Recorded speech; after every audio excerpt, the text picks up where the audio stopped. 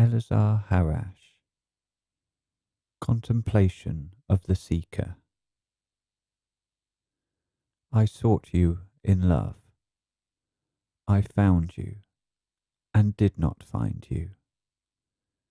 I sought you in goodness. I found you and did not see you. I sought you in wisdom. I caught a glimpse of you, but I did not see into you. I sought you in the truth. You revealed yourself to me, but you disappeared in an instant. I am always seeking you, and am always left alone.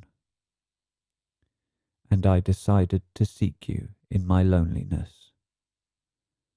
My loneliness was overfilled with the suffering of the world, and I decided to seek you in suffering.